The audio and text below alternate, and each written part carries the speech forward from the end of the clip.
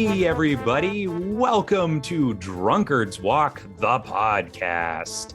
My name is Matt Hartman. I'm one of your hosts for this walk through Wikipedia. And your other host, as always, is the man with no name, Jetho Nolan. That's right. It's me, Jetho Nolan. Sadly, unnamed, even well into my 48th year on this planet.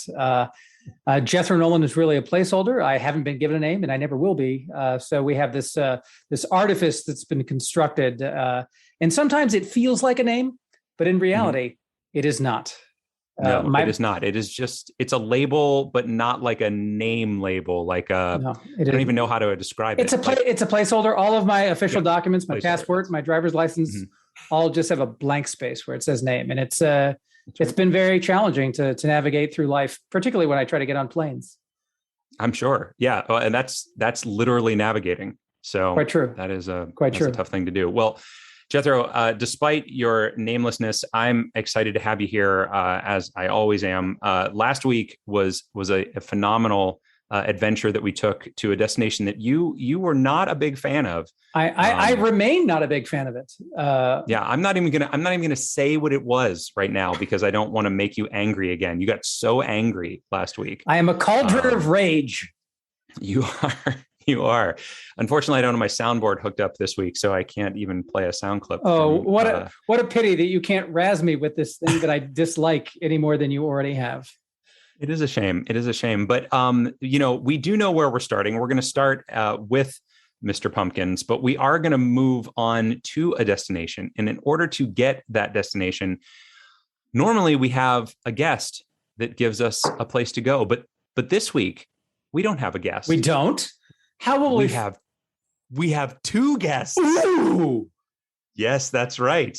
So joining us, we are very excited to have with us Danny Polise and Mike Paladini. And I think I did it right. And these guys are would we call you the founders, the creators? What do we call you? Consiglieres, we can call us a lot of different names.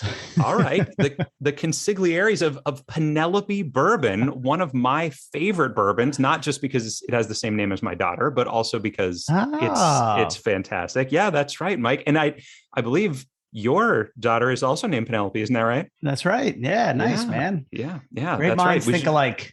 Yeah, we should get them to hang out sometime. If I got a picture of the two Penelopes together with a bottle of bourbon, oh my gosh, that would just be the greatest thing in the whole world. But anyway, we brought these guys on because we were lucky enough when I posted way back in season, I don't know, 1, maybe season 2. I don't remember what it was. I was drinking some Penelope bourbon on the show. I posted, as I always do, on our Instagram, Drunkard's Walk Podcast. And Mike actually responded to it. And he was like, hey, great to see that you're drinking. I was like, oh my gosh, this is the guy that made the stuff. And he's responding to me?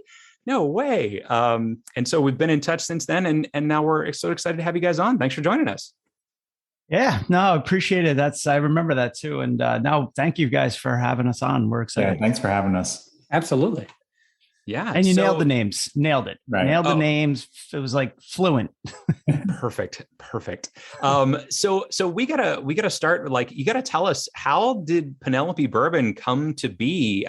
You guys, were you guys friends before you started making bourbon, or did you bump into each other in a bar, or how did this all start going the way it went?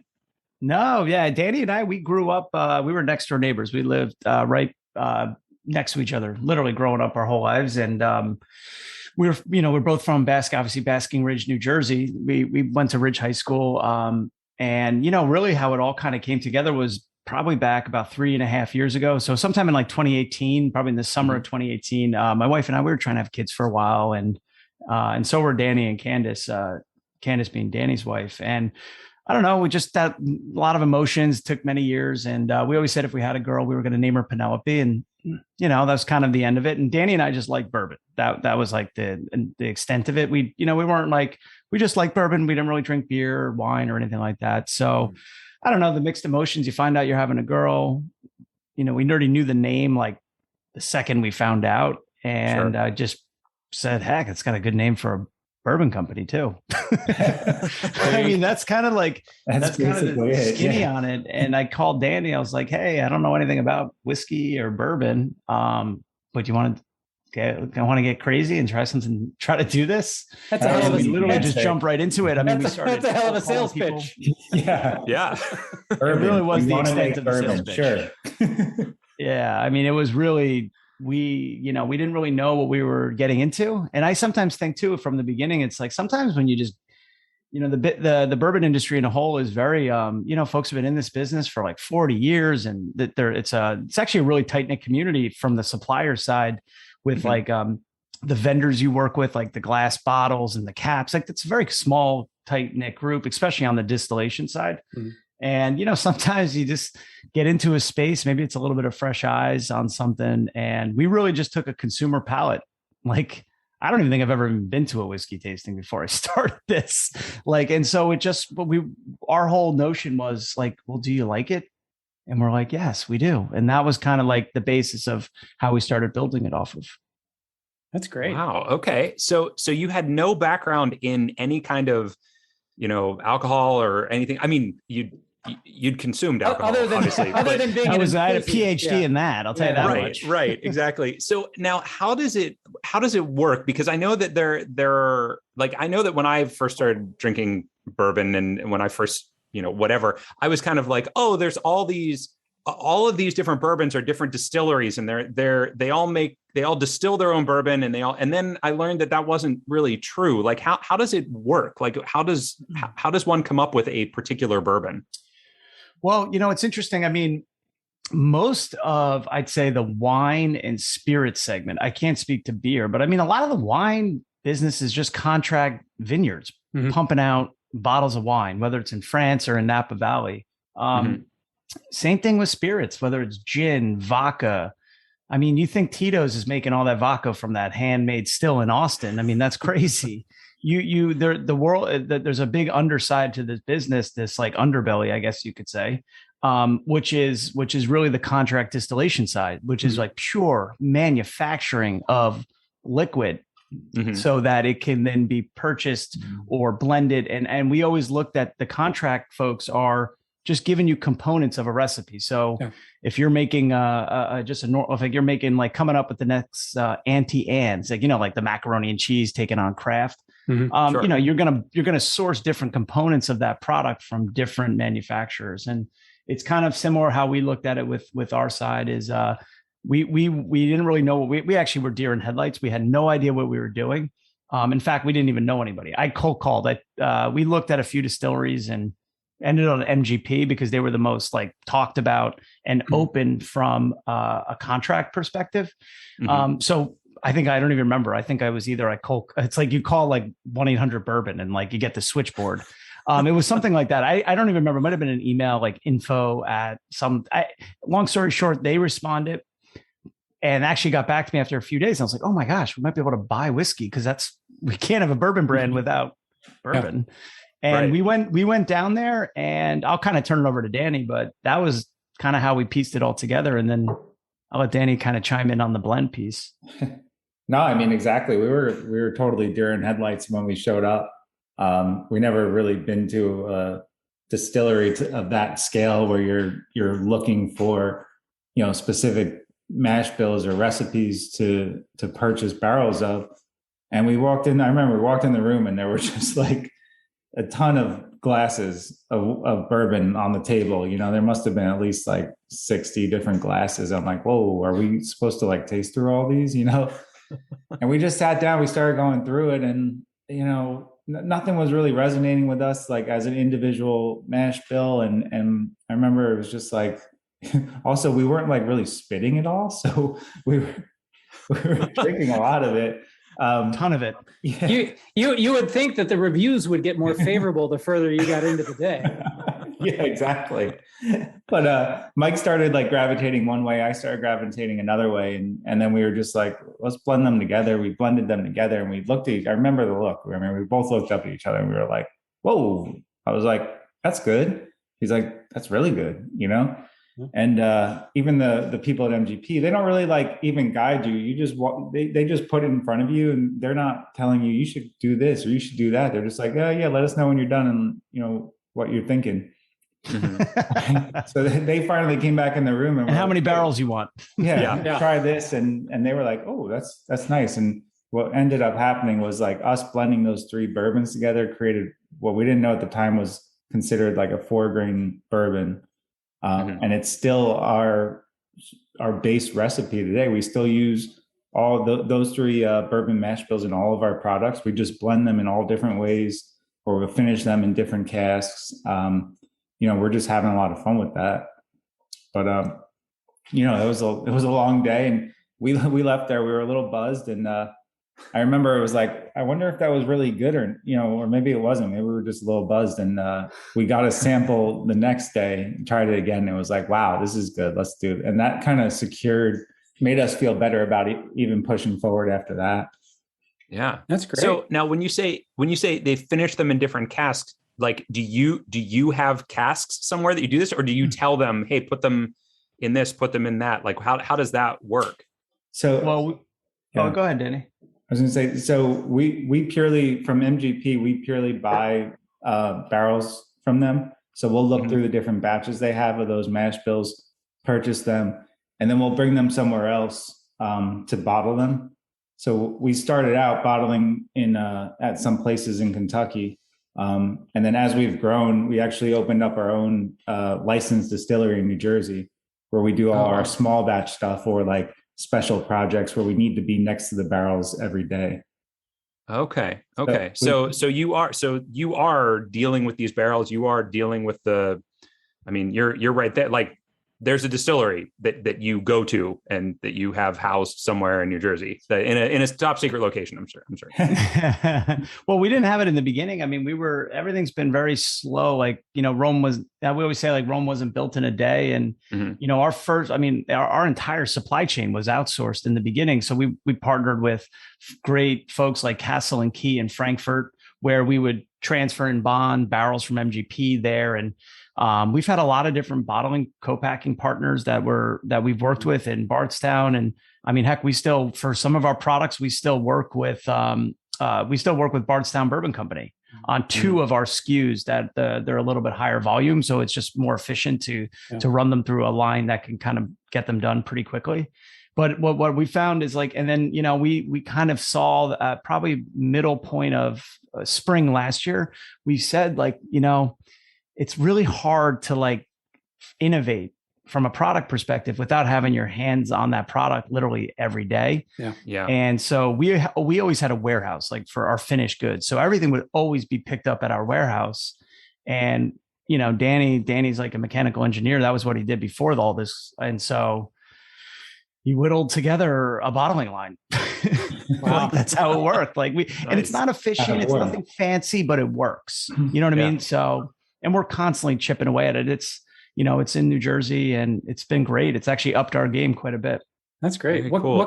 What kind of volume are you up to in terms of how many bottles produced annually? Bottles, man. Or whatever your preferred metric is. Unit of so like this year, I mean, in our second year, we're hoping to do like 35,000 cases. That's amazing. Wow.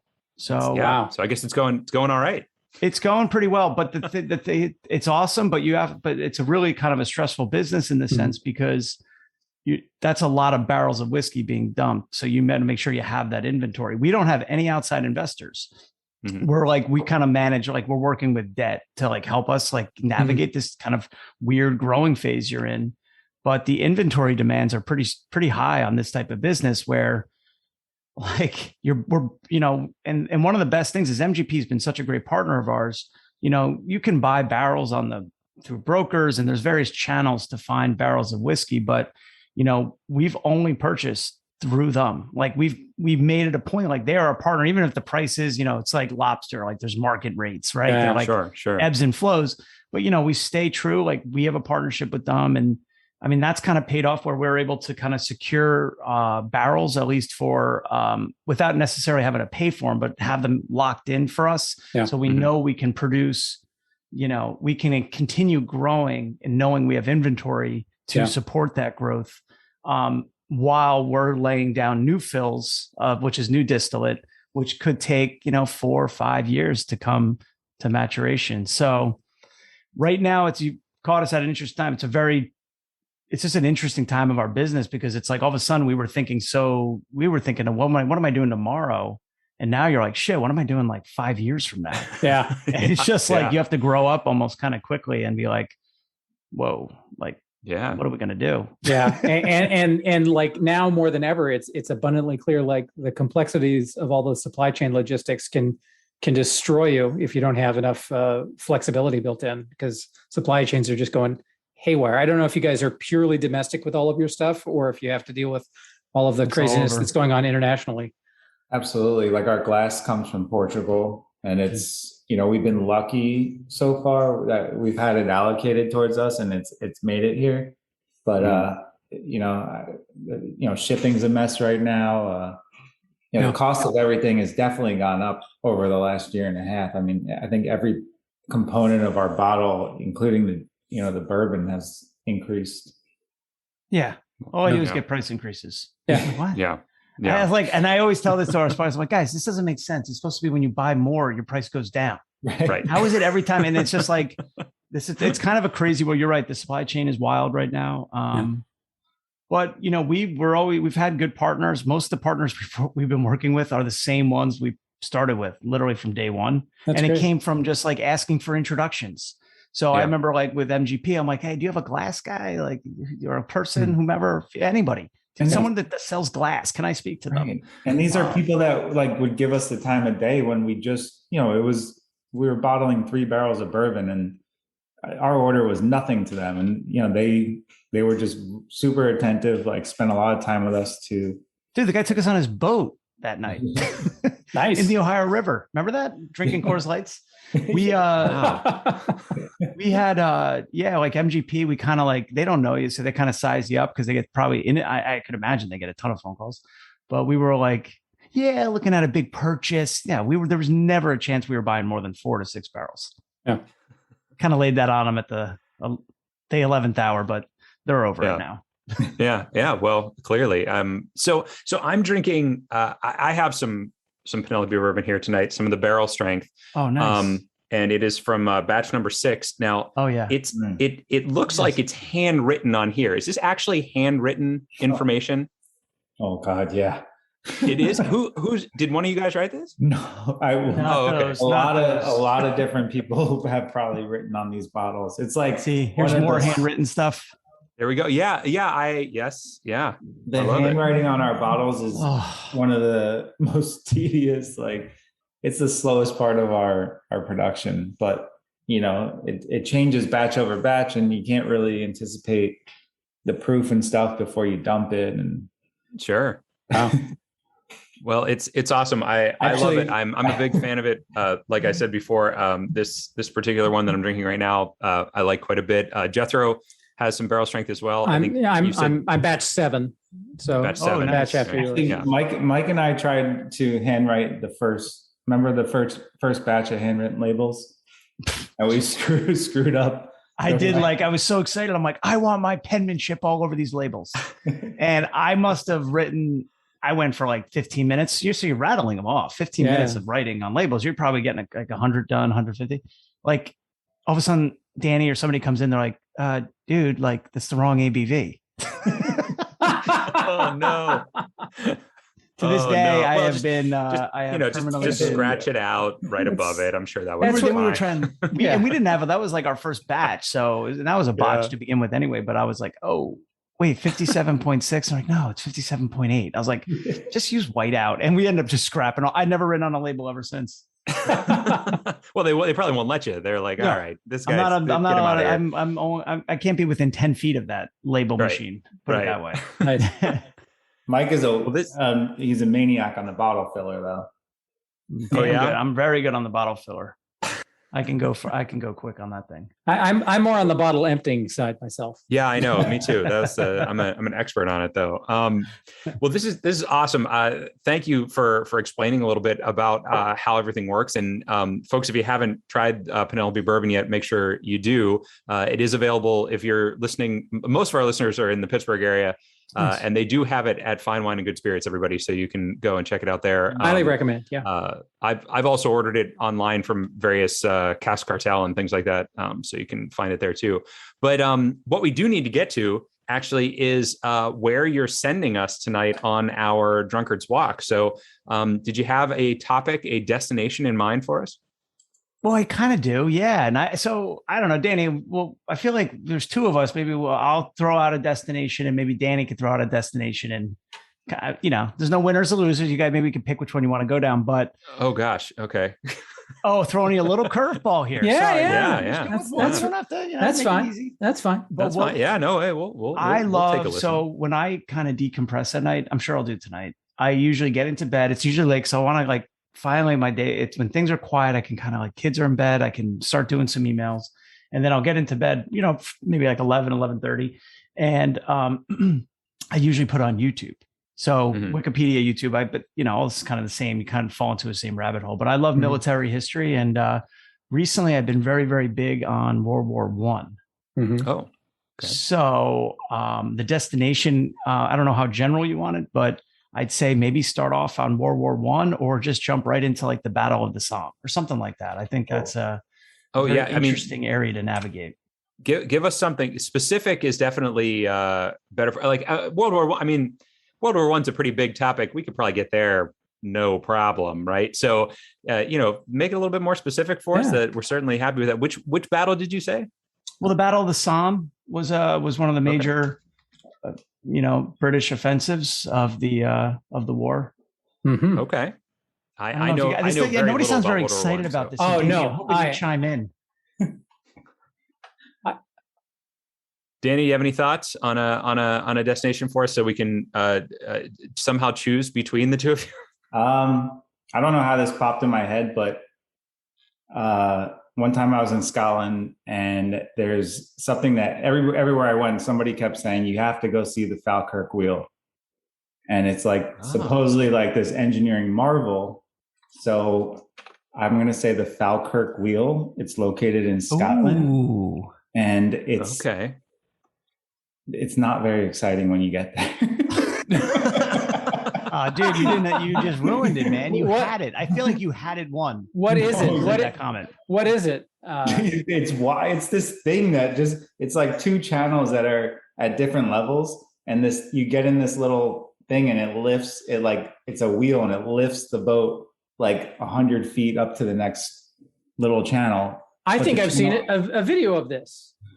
Okay. Yeah. It has two boats. One's coming down while one's going up. Yeah. Okay. Oh, but it got built up to me really big, and I'm still trying to figure out why it existed, why they spent that kind of money on it, because it doesn't seem like it does much. When was it built? Would you say was it built in the 20th century? Before that, what are we talking as far as modernization goes? Oh, okay, 20th century. It's a modern marvel. Got it. Very cool. And Michael, what is it about the Battle of the Somme that particularly intrigues you, or what have you learned about it that you find fascinating? Oh man, it's just, I don't know, just something about trench warfare, a stalemate. I mean, I think this is some of the first battles where machine guns were used, tanks were used. It's real industrial machinery warfare. Weapons were used, but still in kind of this archaic way of doing battle. And it was I just found it, and also I've been on a very, very big Downton Abbey kick. Oh, nice. And so love the show. I'm only on season 4 now. Season 4, episode 5. I'll probably try to crank an episode out of that, but that kind of re-engaged. But I've always been into different kind of, I was on a big Alexander the Great kick. For a real long time. If you ever read about how he just conquered everything, it's pretty interesting. Yeah. But I really, I just found the Somme is interesting. Simply some of those facts, and just, I mean, heck, man, it just was a really I mean, it's a pretty gnarly battle. Yeah. Well, I mean, and I kind of like that it wasn't the U.S. battle, so I like that it was like a more British, French, and German and Canadian actually too, for that matter. So just interesting to me. Yeah, the whole dynamics of trench warfare in World War One are horrifying and incredibly interesting. And there's been a lot of movies that have come out recently. Was it 1917 that came out? 1917 is another one. Incredible. There's actually before 1917 there really wasn't. There was the oh my God, All Quiet on the Western Front. Yeah. But that's from the 30s. I think you watched that. Everyone kind of watched that at some point during high school. But that was the only kind of big World War I movie.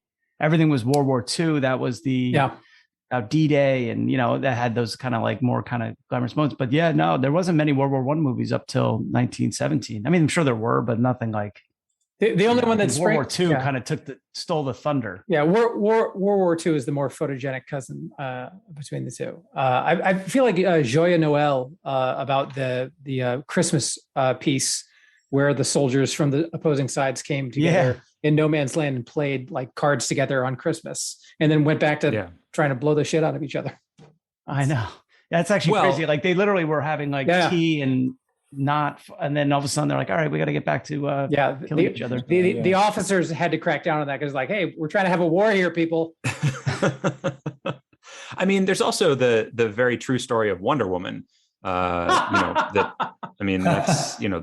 definitely all occurred during World War I. So true. I don't know, Jethro, I don't know how to choose between these two. Do you have any thoughts on how we pick? I mean, the best thing I could suggest would be to flip a coin. They're both great suggestions. Ooh. And coin. Let me see if do you have a coin available? No. Jethro, I got to admit, love the hat collection. Oh, thank you very much. Taking that hat collection. I want to get a new hat. I want to get a hat like that. Those are all hats that belong to relatives of mine and my wife's over the years that we've collected. Oh, wow. Oh, that's really cool. Yeah, it's a nice little thing to put in my office there. Yeah, all right. All right. I'm searching for a coin. All right. How about this? There's a coin shortage in pog. the US right now. All right, you have a pog? All right. Yeah, I can flip a pog. Flip a pog. So what are the two sides of the pog there? One side is the 1990s Pittsburgh Penguin symbol, and the other side is blank. All right, fantastic. So let's say that the 1990s Pittsburgh Penguin symbol is the Falkirk wheel, and the blank side is the Battle of the Somme. Okay, you probably should have given me something about maybe look up something bourbon related. I guess we went on two tangents. That's too on the nose. I feel like people got the bourbon thing. So all right, here we go. All right, it landed with this side up. All right, that's the Falkirk wheel. Falkirk wheel. All right. Fantastic. Well, that is where we will head then, and we are going to be going there from David S. Pumpkins. That's right. Which is where we ended last week. David S. Pumpkins, which is Jethro's least favorite destination that we've ever had. It's true. Because he's not a fan of that particular sketch on Saturday Night Live. But gentlemen, it has been an absolute pleasure talking to you and having you on here and hearing all about this. Again, folks, Penelope Bourbon, check it out because it's awesome. And guys, just thank you. That's it. Thank you so much. Thank you.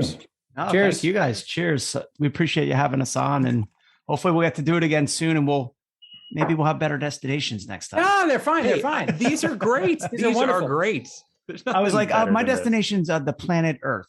It's going to kind of be it's more of a macro destination. That is. Yeah. Yeah. Very nice. Wow. Take care, guys. Thank you so much. Cheers. Thanks, guys. Have a good night. Bye.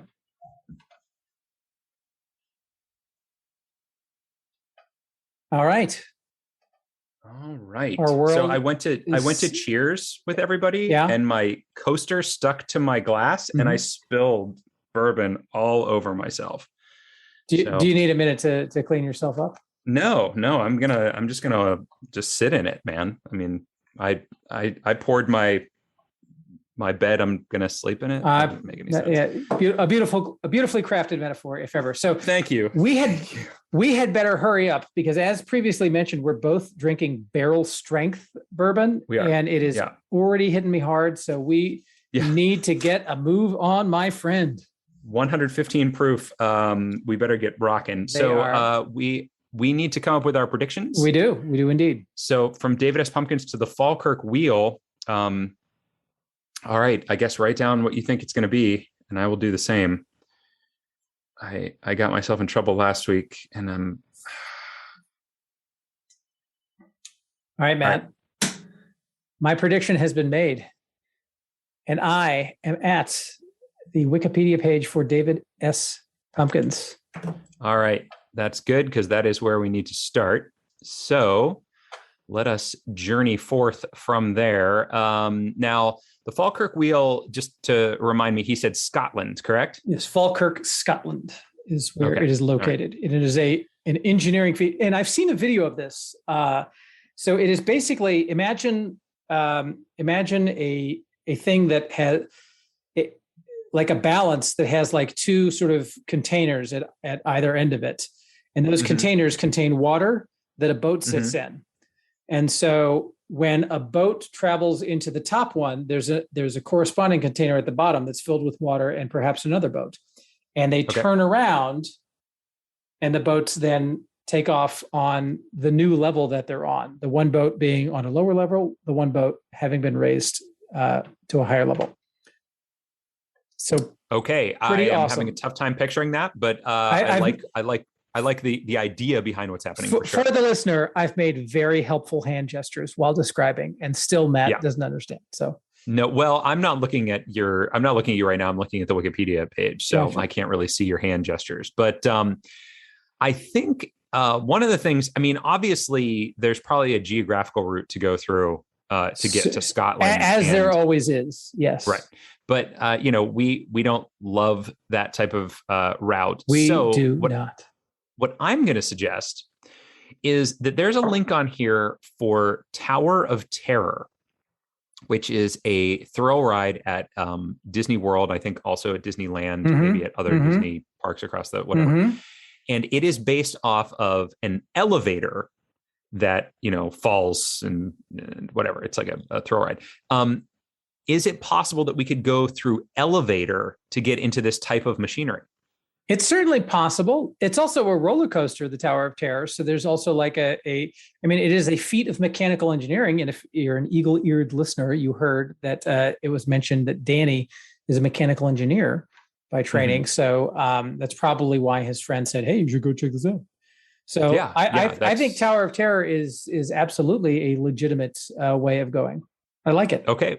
Well, then let's do it. Let's go through the Tower of Terror to get you away from David S. Pumpkins as quickly as possible. Thank you. And it's greatly appreciated. And it's under the concept and creation section. It is on the second paragraph, the second link of that paragraph. And here we go.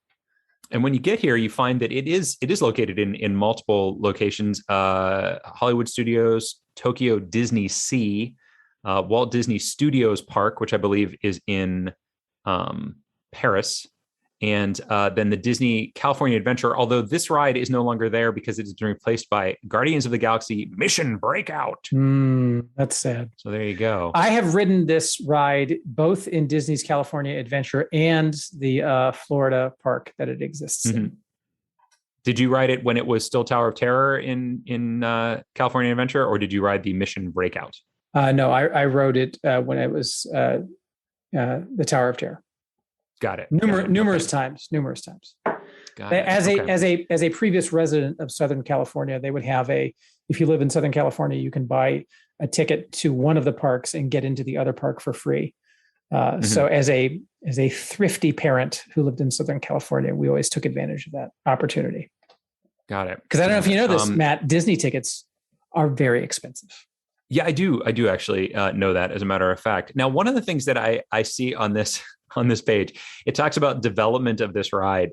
And one of the attractions, it says several attractions had already been proposed, including Dick Tracy's Crime Stoppers, which would later be made into Indiana Jones Adventure at Disneyland. Can you imagine if they had made a Dick Tracy ride? Wow. Like at that time, it was quote unquote popular. Like they were definitely pushing it very hard. It was like kind of, like, oh, well, there was Batman and now there's Dick Tracy.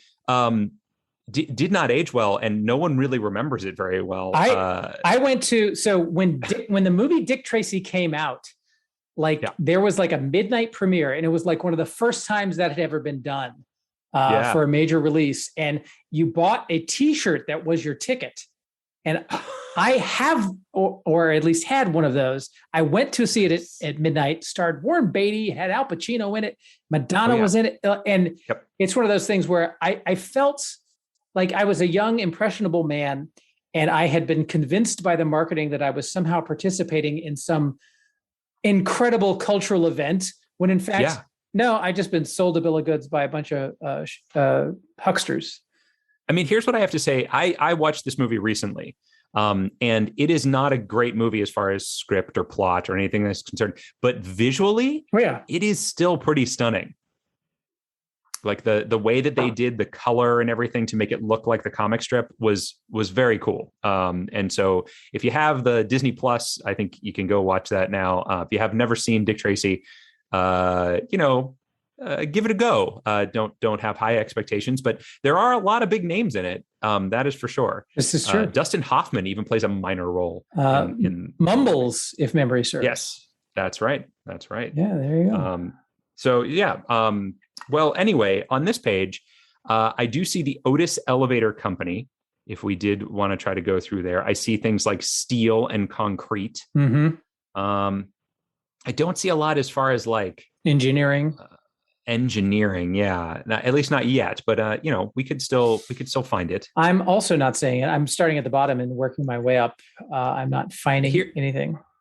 Here's an interesting fact about this that I'm not seeing on this page right now, but I have learned, and that is that this particular ride, when they went to the elevator companies and they were like, "Can you design an elevator that will fall when we want it to?" And they were like, "Well, we design all of our elevators to make sure they don't do that." But they found a way to do it. Thank goodness. Right. They put them on the elevator. They let them, experience what it would be like, but it didn't fall fast enough for them. So this ride doesn't actually fall. It is pulled down faster than it would fall. Nice. Yeah. It's not a free fall. It's actually, I mean, you're kind of in free fall, but it's being pulled faster than it would actually fall, which I thought was just a fascinating piece of information. So now you all know as well. There you go. So you did mention Otis Elevator Company listed there. So Otis Elevator Company is very specific, and they do a lot of fine work in terms of the lifting people up and down. Is it possible that elevator itself is just a link somewhere? Because I haven't seen it yet, but it is certainly possible. I feel like the Falkirk wheel, in its own perverse way, is like it is literally an elevator in that it elevates everything. Right, and that's why I initially thought of it. Yeah. As going to this particular ride, because elevator and that particular thing sounded like could be a thing. But I don't see elevator itself linked. Although obviously it'll be linked off of the Otis Elevator Company page. I know that's an extra link to go through. One hopes. It's crazy because the word elevator appears on this page a gajillion times. Oh, I found the word elevator linked, actually. Where did you find it, sir? So down, well, it may be linked earlier than this, but down quite far down under Tokyo Disney Sea version, on the right-hand side, there's like a little box and it says vehicle type elevator. Aha! And elevator is linked. Vehicle type. There it is. Elevator. Yeah. So now G-force is also on here. I think that elevator is a better way to go though than G-force. I concur. Yeah. So that's where I think we should go. I agree. Let's go with elevator. All right. Elevator it is. And we are off to elevator. It is, North American English would call it an elevator. Commonwealth English would call it a lift. Indeed. Lift. Yes. A type of cable assisted, hydraulic cylinder assisted, or roller track assisted machine that vertically transports people or freight between floors, levels, or decks of a building, vessel, or other structure. Ooh. So this, first of all, it must be said, is a very long and comprehensive article. I'm only looking at the table of contents alone, but in the table of contents under uses, it has 14 different subsections of types of elevators: passenger service, freight elevators, sidewalk elevators, stage lifts, vehicle elevators, and boat lifts. Yeah, I see that. Which Should we is just go straight there to boat lift? I have gone down there, and it is sadly a very short section, which is essentially a sentence, but it does have a link to a main article for boat lifts. Oh, it does. It also has a link to canal lock, which is the type of thing that it would be, right? Or, let's see. Lock is a device used for raising and lowering boats. I think it's going to be on that page. I would push back on canal lock, because my understanding, Really? and my understanding is purely based on the Animaniacs song about the Panama Canal, that the way that a canal lock works is it is a chamber that is enclosed, and then water is either added to or removed from the chamber, and that is the mechanism through which the boat is raised or lowered. And absolutely, the Falkirk wheel is not that. It is literally it's like a Ferris wheel, but one that a boat rides. It is banana pants to see, and the only reason I am this excited about it is because I've seen a video of this thing. It is literally a chamber full of water, but the water level stays the same. It's just it turns to a new height. So I understand that, but I guess what I would ask is, does it accomplish the same goal as a lock? It does. However, given the fact that there is an article called Boat Lift, I would think that an article called Boat Lift would cover the many different ways boats are lifted, rather than exclusively through the addition or removal of water, which is the case in terms of a canal lock. I see. I guess my thought was that a canal lock would have it, like the lock would have it in there talking about and another option is this particular thing. But I see your argument. And I raise you a maybe. I don't think that's a raise. I think it is. I think it fits. Is the Falkirk wheel Falkirk wheel good? Is that a type of thing? Does it have a name, or is there only one of them? I don't know the answer to that. Okay. I mean, when I saw the video of it on Twitter or whatever a year or two ago, I was like, holy shit, that's cool. So it's clearly modern enough that if there are duplicates or are similar things, that it's not out there in the zeitgeist yet. And I will also say that I think that Danny was totally wrong. He seemed like, it's not that great. And maybe because he has a mechanical engineering background and has seen way cooler stuff. But for me, I thought it was cool as shit. Well, I mean, also he said that it was really talked up. And I think that's a problem all over the world, right? When you have something that your expectation is set so high that nothing can possibly meet it, what are you going to do? Like the David S. Pumpkin sketch was talked up way too much, and people talked about it like it was the second coming. And in fact, it's just an okay sketch on Saturday Night Live. So also I will say that I've never physically been to the Falkirk wheel. And I would imagine that the awe of seeing it is probably exhausted after the first 5 minutes. So if it's a bit of a hike and it takes hours to get there on your precious trip to Scotland, okay, fine. Yeah. Maybe look it up online and feel like, I get the sense of it. Yeah, you can probably when you're watching a video of it too, you probably get to see different angles and all sorts of things when you're on it. Or just looking at it from wherever you are, you're probably just look, there it is. Indeed. Doing its thing. And what if it didn't move while you were there? What if there wasn't a reason for it to do its little? I mean, how many Scottish boats are going through the channels? Yeah, right. I don't know. I don't have a clue. Hey, you know what is on here is Glasgow, Scotland. Oh, how interesting! Now you seem to be in favor of the geographic. No, I'm not going to take it, but it is here because, and you know why it's on here? Why because is it here? The Glasgow Tower is on here. An observation tower in Glasgow, Scotland also makes use of 2 climbing elevators. So there you go. That's the reason that it's on here. I've been kind of strolling through this page as we've been talking here just to see if for some reason earlier than boat lift, it may actually mention this particular thing, Fair point. this Falkirk wheel, Yep, because who knows?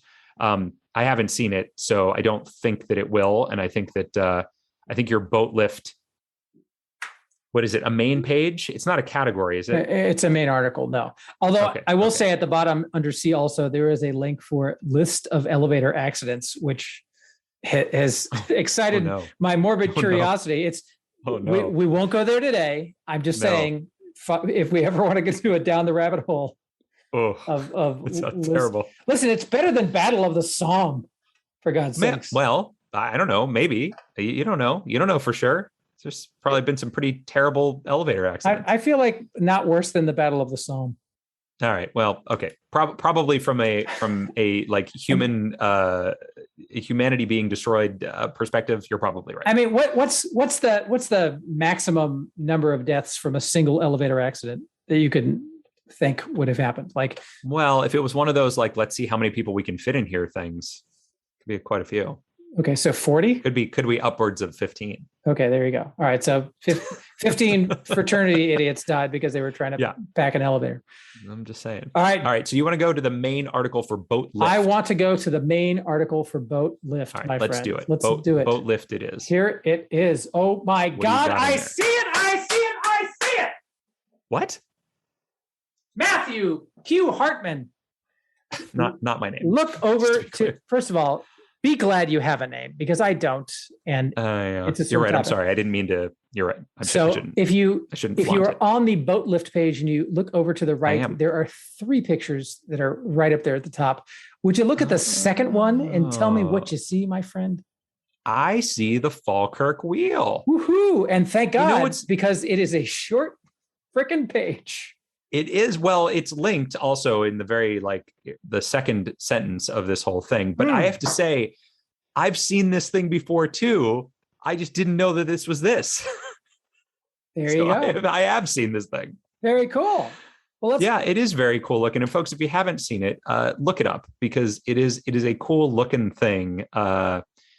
Regardless of whatever it is, it takes 4 minutes, and it is the only rotating boat lift in the world. All right. So Just it's to be clear. one of a kind. It is one of a kind. Let's click on it There's even because that's our destination. There's even a video link on the page, so you can look at it. You can look at a video from Yes. inside the boat that's on the wheel. Pretty Well, awesome. it's a time lapse. Pretty right? cool. Or time lapse inside the boat, time lapse outside the boat. There's both. I love it. But it's a Love it. time lapse of like 4 minutes. It's not like it's 9 hours of. It covers a time period of 10 minutes, actually, Oh, as it says on here. all right. Now, if you're wondering when this was built, it was 2002, so it is very new, Look at that. very very new. 21st century, as a matter of fact, not even 20th century. So look at that.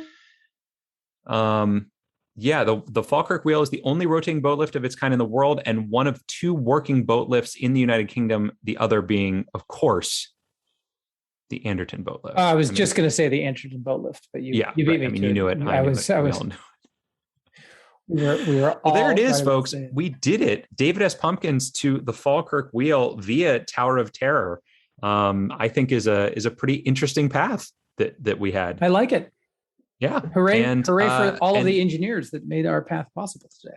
That's right. Now, I have to say, when we went to write our predictions, I almost wrote a larger number because I didn't think we were going to be able to get here this quickly. Boy, am I ever glad that I changed it before we actually started. I did write a larger number. Oh, did you? So I wrote down 5. I don't know what you wrote. I wrote down 6. So you are the And winner the number- of this week's The episode. number was 4. Oh yeah! It only took us 4 to get here. Wow! Look at that. Crazy times. I did it, Jethro. I actually won a Congratulations, week. Matt. Congratulations. Oh, the comeback starts tonight.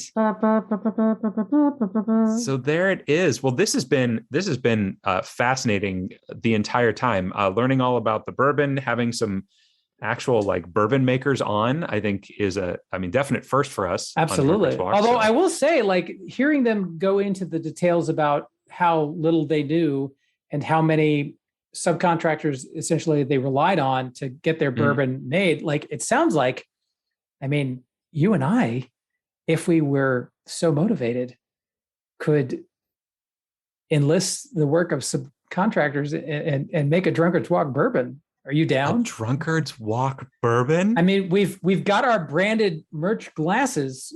I mean, it's true. Gosh, Jethro, you've really sent my mind a spinning. So folks, tune in for season 12 when we're finally making our own Drunkard's Walk bourbon.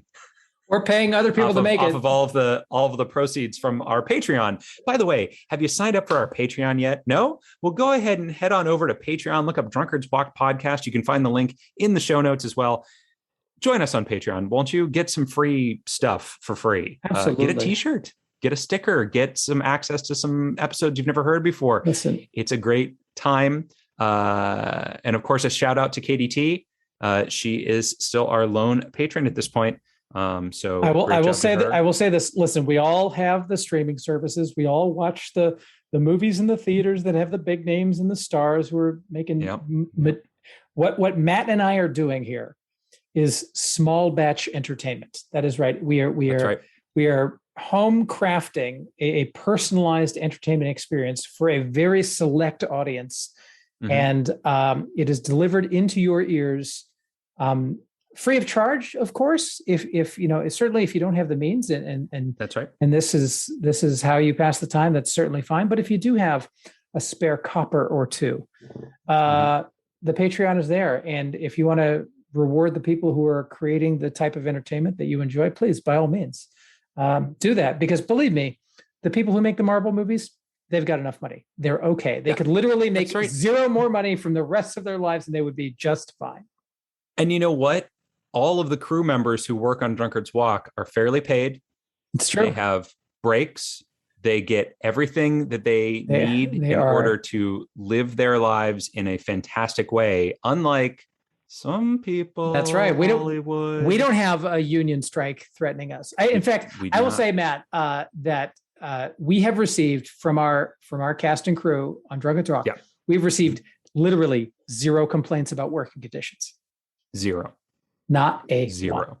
That's right. So, folks, if you want to support that, head on over to the Patreon. If you want to support people who treat other people terribly, I don't know. Keep. I guess just doing what you've been doing. Yeah, I guess if you just want to contribute to the misery of the human race, then buy entertainment from the big companies. But if you want wholesome family.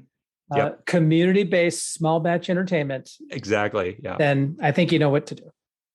Jethro, here's the thing. We're not allowed to both have barrel strength anymore. I think that's wise. That's all it comes down to. But this has been an absolute blast and a half. And I can't wait to do it again next week, my man. This has been 115.2 proof of delight for me. Thank you, Matthew.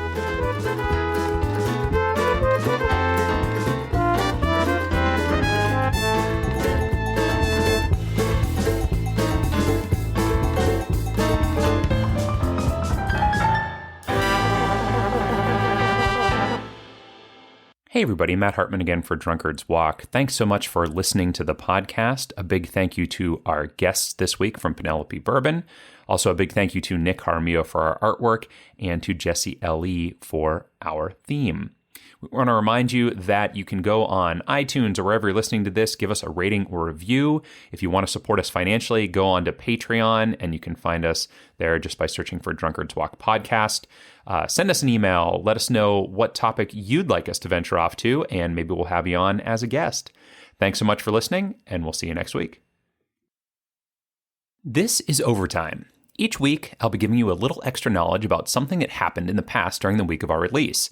This week, we look at the week of November 2nd, and I want to take you back to November 7th, 1907. I'm going to tell you a little bit about a man named Jesus Garcia Corona. Jesus was working for Montezuma Copper Company. He had originally started working for them at the age of 17 as a water boy. He was later promoted and was currently working as a brakeman for the train. Now, if you don't know what a brakeman is, his job is literally to help brake the train, so it's not too complicated. The train he was working on ran from Nacazari, Sonora in Mexico to Douglas, Arizona. On November 7th, 1907, the train was stopped in the town of Nacazari. As this is a train that was used by a mining company, it was carrying dynamite. And while Garcia was resting, he noticed that the locomotive smoke box was failing and sparks were coming out of the smokestack. Some of these sparks were being blown by the wind onto the hay on the roof of the car carrying the dynamite. The hay, of course, caught fire. Garcia moved very quickly and immediately started driving the train in reverse downhill at full speed. He was able to get the train 6 kilometers away before the dynamite exploded. Unfortunately, he was killed in the blast, but he saved many lives and the town by getting the train so far away. He's been honored in many ways in Mexico, including the town changing its name to Nacozari de Garcia, statues being erected, streets, schools, and even a sports stadium bearing his name. He's remembered in song and has been named a national hero of Mexico. But that's it for Overtime for this week of November 2nd. I'll see you next time.